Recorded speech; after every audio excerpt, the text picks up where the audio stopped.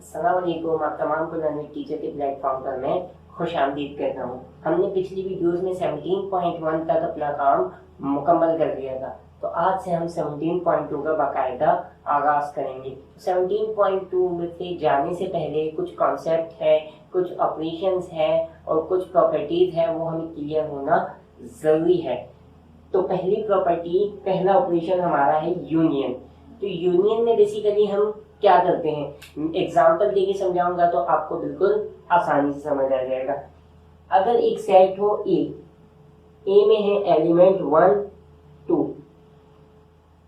और दूसरा सेट है बी, उसमें एलिमेंट है 2 3 4 और इसका कह दे कि इसको ए यूनियन बी निकालो।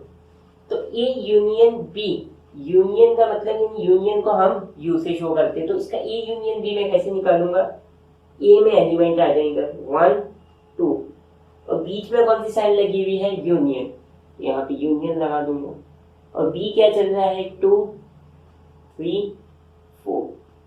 अब यूनियन का मतलब क्या होता है, पहले तो ये समझना हमें जरूरी है। यूनियन का मतलब होता है तरतीब से लिखना, यानी जितने दो सेट्स के दरमियान अगर यूनियन आपको निकालना हो तो उस दो सेट्स के जितने भी एलिमेंट हैं उन तमाम को तरतीब से लिखना। तो पहले सेट में 1 2, दूसरे में 2 3 4 है, तो इसका ए यूनियन बी क्या निकल जाएगा 1 2 3 4। तो ये आपका आ गया ए यूनियन बी। यानी बेसिकली बात यही है कि अगर दो सेट्स के दरमियान ए यूनियन बी निकालना हो तो दोनों सेट्स के एलिमेंट को तरतीब से लिख दिया जाए, मगर अगर कोई नंबर रिपीट हो रहा हो तो उसको सिर्फ हम एक ही बार लिखेंगे। जैसे यहाँ पे 2 दो बार थे मगर लिखा कितनी बार जाएगा, एक ही बार। इसको कहते हैं ए यूनियन बी, यानी तरतीब से लिखना। अब आ जाते हैं इंटरसेक्शन पर।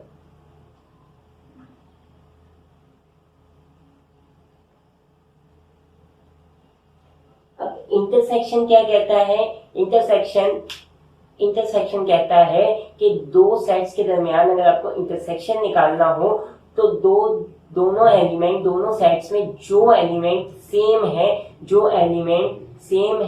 वो आ जाएगा ए इंटरसेक्शन बी में। यानी मिसाल के तौर पर अगर मैं ए और बी, ये ए साइड है ये बी साइड है, इसी का ही मैं अगर ए इंटरसेक्शन बी निकालूं तो क्या बनेगा, पहले मैं ए लिख दूंगा, ए क्या चल रहा है 1 2, बीच में वहां पे यूनियन था तो यू की साइन लगाया था, यहाँ पे इंटरसेक्शन है तो इंटरसेक्शन की साइन लगाऊंगा। और बी क्या चल रहा है हमारा 2 3 4।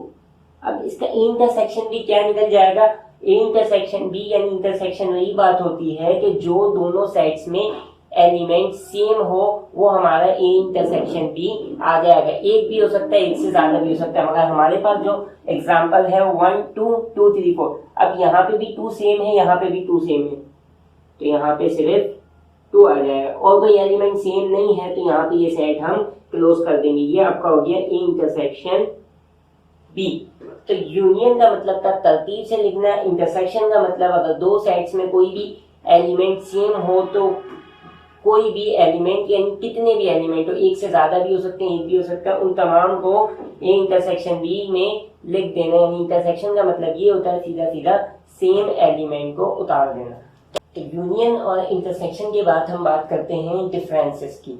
डिफरेंसेस और सेमेटिक डिफरेंसेस दोनों में बात एक ही हो रही होती है, मगर लिखने का अंदाज कुछ मुख्तलिफ होता है। इसमें अमूमन बहुत से लोग, बहुत से स्टूडेंट इसमें बहुत ज्यादा कंफ्यूज भी होते हैं, मगर आज इस वीडियो के जरिए आपकी ये कंफ्यूजन भी खत्म हो जाएगी। तो आज हम अब बात करते हैं डिफरेंसेस की। तो अब डिफरेंसेस क्या होंगे, यानी मैं मिसाल के तौर पर ए में ले लेता हूं ए बी सी और बी में ले लेता हूं बी सी डी। ये दो सेट्स हो गए। अगर कोई बोले कि इन दोनों के दरमियान डिफरेंस निकालो तो कैसे निकालूंगा।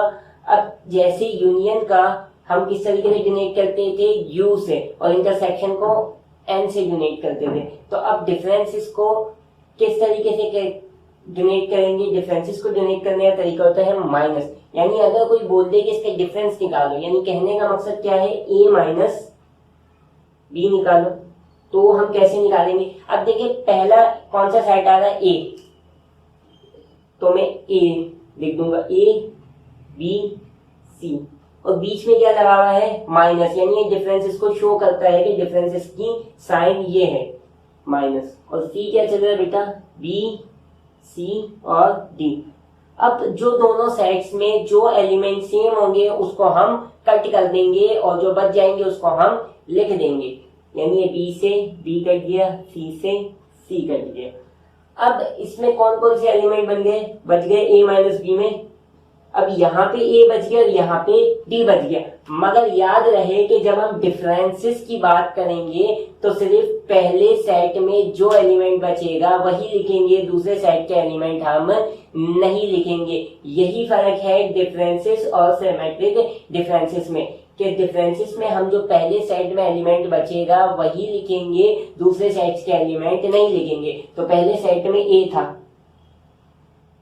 तो ए ही बचे, तो हमने ए लिख दिया, यानी पहला सेट ए था, सेट ए में सिर्फ स्मॉल ए बचा तो हमने वही लिख दिया। डी क्यों नहीं लिखा? क्योंकि डिफरेंसेस में दूसरे सेट में जो भी चीज बच जाए उससे हमें कोई गर्ज नहीं है, सिर्फ पहले सेट्स के एलिमेंट जो बच जाए, जो रिमेनिंग होंगे वही हम लिखेंगे। अब आ जाते हैं ए डेल्टा बी। अब ये याद रखिए रहे कि ए माइनस बी और बी माइनस ए अलग अलग निकल सकते हैं, क्योंकि ए माइनस बी, ए मैंने पहले लिखा, फिर माइनस लिखा, फिर बी लिखा। अगर यही बात कहता कि बी माइनस ए निकालो तो मैं पहले बी के एलिमेंट लिखता, फिर माइनस लगाता, फिर ए। तो अब बी में क्या बच जाता? पहले वाले एलिमेंट, पहला वाला एलिमेंट कौन, पहला वाला सेट कौन सा था? बी, यानी बी में जो बच जाता वो मैं नीचे लिखता, ए का ए सेट का कोई भी एलिमेंट बचा हुआ नहीं लिखता, यानी ये बात हमेशा याद रखिएगा। अब आ जाते हैं ए डेल्टा बी। अब ए, इसको हम डेल्टा कहते हैं बेसिकली, इसको पूरा कर कहते हैं सिमेट्रिक डिफरेंस, मतलब इसको शो करते हैं डेल्टा से। तो अब अगर इसी सेट का मैं सिमेट्रिक डिफरेंस निकालूं तो इस सिमेट्रिक डिफरेंस को जिस तरीके से यहाँ पे डिफरेंसेस को हम शो कर रहे थे माइनस से, इसको शो करते हैं डेल्टा से, यानी ए डेल्टा बी। अब ए सेट क्या चल रहा है आपके पास? ए बी सी, और डेल्टा साइन लगाएंगे और फिर बी का क्या चल रहा है? बी सी और डी। अब इसमें भी हमने वही बात करनी है जो हमने डिफरेंसेस में की थी, जो काम हमने डिफरेंसेस में किया था इसमें भी हमने वही काम करना है, मगर कतरे मुख्तलिफ होगा। तो अब देखिए ये बी से ये बी कट गया, सी से ये सी कट गया। अब हम क्या कर रहे थे? डिफरेंसेस में सिर्फ जो पहले सेट में एलिमेंट बच रहे थे वही लिख रहे थे, मगर डेल्टा में क्या करेंगे? जो दोनों सेट में एलिमेंट बचेंगे वो तमाम लिख देंगे। अब पहले सेट में ए बच गया, वो भी आ जाएगा, दूसरे सेट में डी बच गया तो वो भी आ जाएगा। तो ये हमारा हो गया ए डेल्टा बी। तो यकीनन आपको ये बात समझ में आई होगी कि डिफरेंसेस में हम लोग क्या करते हैं? सिर्फ पहले सेट के एलिमेंट लिखते हैं और डेल्टा में हम दोनों सेट्स के एलिमेंट, रिमेनिंग एलिमेंट लिखते हैं। अब बात करते हैं हम कॉम्प्लीमेंट की। अब कॉम्प्लीमेंट निकालने का क्या तरीका है? अगर आपको कोई सेट दे दे, हमेशा कॉम्प्लीमेंट निकालने का क्या तरीका होता है? कॉम्प्लीमेंट को हम किसी भी वेरिएबल के सेट के ऊपर अगर बार लगा हुआ हो तो उसका मतलब होता है उसका हमें क्या मालूम करना है? कॉम्प्लीमेंट। इस तरीके जैसे ये एक कॉम्प्लीमेंट है, यानी ए का हमने क्या मालूम करना है? कॉम्प्लीमेंट। अब यकीनन इसका एक फॉर्मूला क्या होता है ए कॉम्प्लीमेंट मालूम करने का? फॉर्मूला क्या होगा? यहाँ पे कोई भी वेरिएबल हो सकता है, मिसाल के तौर पर बी कॉम्प्लीमेंट हो सकता है, सी कॉम्प्लीमेंट हो सकता है, डी कॉम्प्लीमेंट, मगर मैंने यहाँ पे सेट कौन सा लिया? ए, तो इस वजह से हमें क्या निकालना है? एग्जाम्पल के तौर पर ए कॉम्प्लीमेंट। तो ए कॉम्प्लीमेंट निकालने का तरीका होता है यू माइनस ए, यानी यू यूनिवर्सल सेट। आपको जब भी कॉम्प्लीमेंट मालूम करना होगा तो यूनिवर्सल सेट जरूर दिया जाएगा, यानी यूनिवर्सल सेट दिया जाएगा और उसको माइनस कर देना है ए से, यानी जिसका भी आपने कॉम्प्लीमेंट निकालना है उसी के सेट से यूनिवर्सल को माइनस कर देना है। तो अब बात करते हैं इसको निकालेंगे कैसे। अब यू यूनिवर्सल सेट आपको दिया हुआ है, ए कॉम्प्लीमेंट मैंने यहाँ पे लिखा, यूनिवर्सल सेट क्या दिया हुआ है? 1 2 3 और 7 तक, और बीच में क्या लगा हुआ है? माइनस, और ए क्या है आपके पास? 1 2 3, ये 1 2 3, ये 3 2 1 कट गया। क्या बच गया भाई? ए कॉम्प्लीमेंट हमारे पास क्या आया? 4 5 6 7।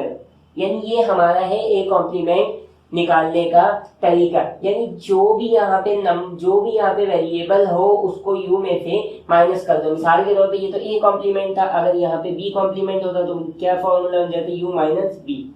अगर यहाँ पे मिसाल के तौर पे ये होता तो ए इंटरसेक्शन बी कॉम्प्लीमेंट, तो इसका फॉर्मूला क्या बन जाता, U minus A intersection B, क्योंकि ये ब्रैकेट के अंदर पूरा है ए इंटरसेक्शन बी। तो पहले मैं ए इंटरसेक्शन बी निकालूंगा और फिर उसको माइनस कर दूंगा यू से। तो ये होता है कॉम्प्लीमेंट निकालने का तरीका। अब बात करते हैं कुछ प्रॉपर्टीज की। 4 प्रॉपर्टीज बहुत ज्यादा अहम है इस 17.2 के लिए। तो पहली है डिसजॉइंट सेट, दूसरी ओवरलैपिंग सेट, तीसरी है एग्जॉस्टिव सेट्स और लास्ट है सेल्स। तो अब सबसे पहले बात करते हैं disjoint sets. Disjoint sets basically क्या होते हैं, अगर कोई किसी भी दो सेट्स का मैं इंटरसेक्शन लूं तो हमेशा उसका आंसर नल सेट आना चाहिए। यानी कहने का मकसद क्या है कि ए के जितने एलिमेंट है वो बी से मुख्तलिफ होने चाहिए। मिसाल के तौर पर ए में हो 1 2 3, तो बी सेट में होने चाहिए सारे इन तमाम एलिमेंट से अलग, यानी 4 5 6। तो यकीनन इन दोनों सेट्स का हम इंटरसेक्शन लेंगे तो वो हमेशा नल सेट के बराबर आएगा। वापस से एक बार फिर से समझते हैं, डिसजॉइंट सेट्स वो सेट होते हैं जो दोनों, कोई भी दो सेट्स अगर दोनों के एलिमेंट्स दोनों से किसी से मुख्तलिफ हो, अलग अलग हो, तो ऐसे सेट को डिसजॉइंट सेट्स कहा जाता है। यानी दोनों सेट्स के अगर हम इंटरसेक्शन निकालें तो नल सेट आना चाहिए, तो इसको कहते हैं हम डिसजॉइंट सेट्स। अब आगे चलते हैं ओवरलैपिंग सेट। ओवरलैपिंग सेट क्या कहता है, ए इंटरसेक्शन बी बराबर होना चाहिए नल सेट के, मगर एक रिस्ट्रिक्शन क्या दी हुई है, ए सबसेट नहीं होना चाहिए बी का। A is not a subset of B और B is not a subset of A. यानी दोनों सेट आपस में सबसेट नहीं बनने चाहिए। तो ऐसी सूरत हाल में ओवरलैपिंग सेट कहलाएगा। यानी इंटरसेक्शन बी नल सेट भी ना हो और दोनों आपस में सबसेट भी ना बने। यानी कोई भी एक, कम से कम कोई भी एक एलिमेंट दोनों में सेम होना चाहिए। मिसाल के तौर पर ए हो जाए ए बी सी, बी हो जाए बी सेट में हो जाए बी सी डी। अब सबसे पहले तो ये देखें कि क्या ये ए सबसेट है बी का, नहीं, या बी सबसेट है ए का। ये वाली बात दोनों में प्रूफ नहीं हो रही, क्योंकि ना ए बी का सबसेट है ना बी ए का सबसेट है। सबसेट वाली वीडियो आपने पहले लेक्चर्स में देखी होगी, तो उस पर मैं ज्यादा बात नहीं करूंगा। अब आ जाते हैं इस वाली प्रॉपर्टी पे। क्या ए इंटरसेक्शन बी जब हम निकालेंगे इसका, वो नल सेट के बराबर होगा? नहीं होगा। क्यों? क्योंकि जब मैं ए इंटरसेक्शन बी निकालूंगा तो ए इंटरसेक्शन बी में क्या आ जाएगा, बी इसमें भी सेम है, बी इसमें भी सेम है, सी दोनों में सेम है। यानी ए इंटरसेक्शन बी क्या आ जाएंगे, बी और सी। तो यानी ये वाली बात प्रूफ हो गई कि A intersection B null set के बराबर नहीं होना चाहिए। अगर A intersection B null set के बराबर हो गया, अगर किसी भी दो सेट का ए इंटरसेक्शन बी निकाले और वो नल सेट के बराबर आ जाए, तो ऐसी प्रॉपर्टी को कहते हैं हम डिसजॉइंट सेट। और अगर A intersection B null set के बराबर ना आए, यानी कोई ना कोई एलिमेंट आ जाए आंसर के तौर पर, तो ऐसी चीज को हम कहेंगे ओवरलैपिंग सेट। मगर क्या बात कही कि कभी भी ए सबसेट नहीं होना चाहिए बी का, ना बी सबसेट होना चाहिए ए का। तो ये दो प्रॉपर्टीज थी। अब आ जाते हैं एग्जॉस्टिव सेट्स। तो एग्जॉस्टिव सेट क्या कहता है, ए यूनियन बी निकाले तो वो हमेशा यूनिवर्सल सेट के बराबर होना चाहिए। मिसाल के तौर पर, यानी ए के जितने एलिमेंट है वो यू में होने चाहिए, बी के जितने एलिमेंट है वो यू में होना चाहिए। यानी ए और बी दोनों सबसेट होने चाहिए यू के। मिसाल के तौर पर ए में 1 2 3 और बी में हो 5 6 और यू हो 1 2 3 5 6।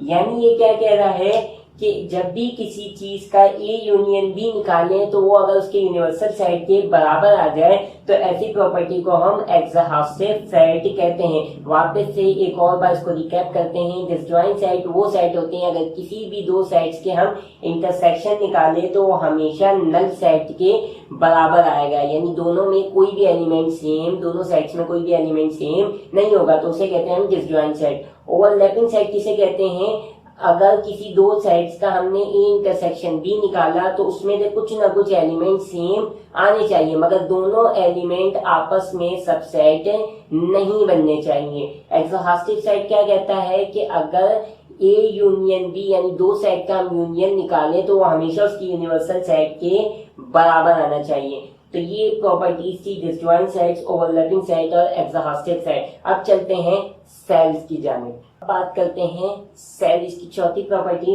सेल सेट की। अब सेल सेट क्या, दो सेट्स को मिला के बनाया गया है सेल सेट, यानी वही दो प्रॉपर्टी डिसजॉइंट वाली और एग्जॉस्टिव वाली। डिसजॉइंट सेट क्या कहता था कि ए इंटरसेक्शन बी बराबर होना चाहिए नल के, और एग्जॉस्टिव सेट क्या कहते थे, ए यूनियन बी बराबर होना चाहिए यूनिवर्सल सेट। अगर ये दोनों बातें एक ही चीज में आ जाए, यानी ये दोनों बातें एक ही चीज पे प्रूव हो रही हों तो ऐसे सेट को बोलते हैं सेल सेट। तो अब यहाँ पर एक एग्जांपल देख लेते तो ज्यादा बेटर हो जाएगा। यानी ए में क्या हो 1 3 5 और बी सेट में क्या हो 2 4 6 और यूनिवर्सल सेट अमूमन 1 2 3 और 6 तक। यानी अब देखिए ये दोनों बातें अगर मैं इसका ए इंटरसेक्शन बी निकालूं तो नल सेट के बराबर आएगा। ये पहली प्रॉपर्टी हमारी साबित हो गई, ये डिसजॉइंट सेट है। अगर मैं इसका ए यूनियन बी निकालूं तो यकीनन ये इस यूनिवर्सल सेट के बराबर आएगा। तो यहाँ पर ये वाली जो एग्जांपल है इसमें ये दोनों बातें सही साबित हुई कि डिसजॉइंट भी है और एग्जॉस्टिव भी है। जब ये दोनों बातें एक ही जगह पर प्रूव हो जाए, एक ही जगह पर साबित हो जाए तो ऐसी चीज को हम कहते हैं सेल सेट। यानी ए डिसजॉइंट भी होना चाहिए और एग्जॉस्टिव भी होना चाहिए, बैकवर्ड तो दोनों प्रॉपर्टी सेम होनी चाहिए तो वो कहलाएगा सेल सेट। तो यहाँ पर ये हमारी थोड़ी सी थी एग्जाम्पल, थोड़ी सी हमारी प्रॉपर्टीज थी और ऑपरेशंस थे, तो हमने वो तमाम चीजें देख ली।